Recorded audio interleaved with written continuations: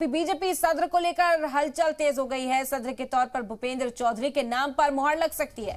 बता दें कि दिल्ली में जेपी नड्डा से मिले भूपेंद्र चौधरी मगरबी यूपी के बड़े जाट लीडर हैं भूपेंद्र चौधरी, और उत्तर प्रदेश रियासती सदर के नाम पर काफी वक्त से चर्चा जारी है। आपको बता दें कि कई नामों पर गौर खौस किया जा चुका है और अब भूपेंद्र चौधरी का नाम सामने आ रहा है।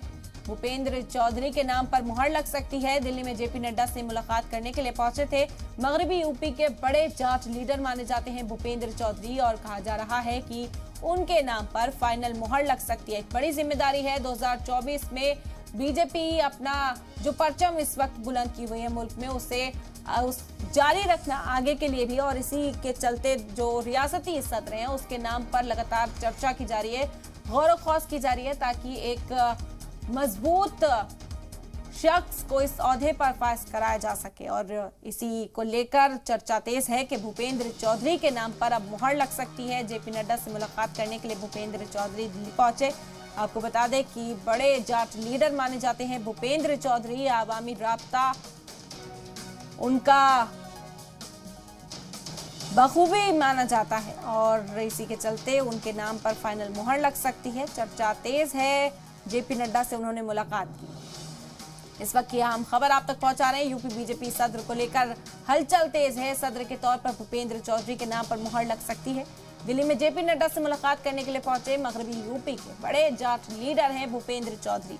तवील अरसे से इसी बात पर चर्चा की जा रही है कि आखिर ये जिम्मेदारी किसे सौंपी जाए, क्योंकि 2024 के लिहाज से भी ये जिम्मेदारी बेहद अहम है। उत्तर प्रदेश के रियासती सदर के तौर पर कई नाम आगे आए, लेकिन मुसलसल पार्टी की ओर से इस पर गौर किया जा रहा है। और अब एक और नाम जो सामने आ रहा है वो है भूपेंद्र चौधरी का। आपको बता दें कि जेपी नड्डा से उन्होंने दिल्ली में मुलाकात की।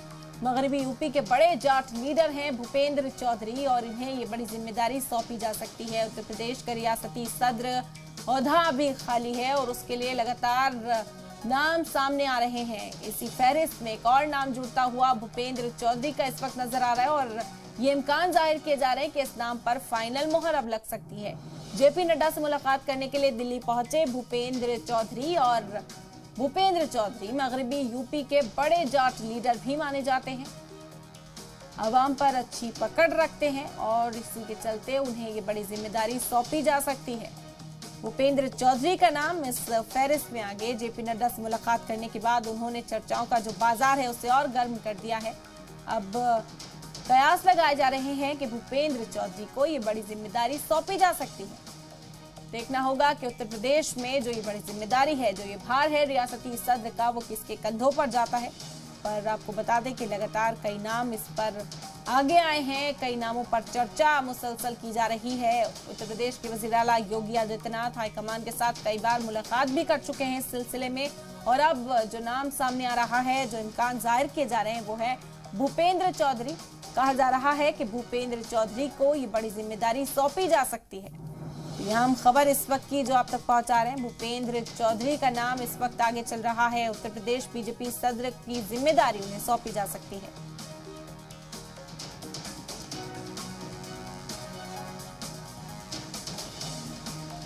और इस खबर पर मजीद जानकारी के साथ शुभम हमारे नुमाइंदा हमारे साथ जुड़ गए इस वक्त। शुभम, क्या जानकारी मिल पा रही है? भूपेंद्र चौधरी के नाम पर अब चर्चा तेज हो गई है।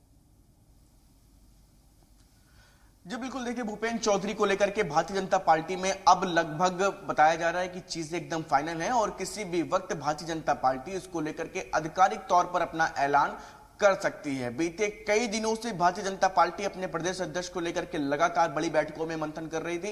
राष्ट्रीय कार्यकारिणी की बैठक से लेकर के अमित शाह खुद इस पूरे मामले पर नजर बनाए हुए थे। तो ऐसे में अब क्योंकि दलित ब्राह्मण के साथ साथ पिछड़े वर्ग के चेहरे को ध्यान में रखते हुए यह फैसला भारतीय जनता पार्टी ले सकती है, चूंकि भूपेंद्र चौधरी पश्चिमी उत्तर प्रदेश में काफी ज्यादा अपना प्रभाव रखते हैं। इसके साथ साथ क्योंकि जाट वोट बैंक को लगभग 7 सीट पर वो सीधे तौर पर प्रभावित करेंगे, क्योंकि समाजवादी पार्टी और राजद, समाजवादी पार्टी और आरजेडी, ये दोनों लगभग जदयू लोग मिलकर के पूरे आरएलडी समाजवादी पार्टी और आरएलडी का गठबंधन जो पश्चिमी उत्तर प्रदेश में 2022 के लोकसभा चुनाव में अपना प्रभाव दिखा पाया था, तो उस प्रभाव को कम करने का प्रयास भी भारतीय जनता पार्टी भूपेंद्र चौधरी के नाम से करना चाहेगी, क्योंकि भूपेंद्र चौधरी पश्चिमी उत्तर प्रदेश से भी आते हैं और अच्छी खासी पैठ जाट वोट बैंक में भी रखते हैं। तो ऐसे में लगभग उनके नाम को लेकर के जो तमाम तरह के कयास थे वो अब पूरी तरह से उनके पक्ष में ही है। और ऐसे में अब यह भी बताया जा रहा है कि भूपेंद्र चौधरी को दिल्ली में शीर्ष नेताओं से मुलाकात के लिए बुलाया गया था।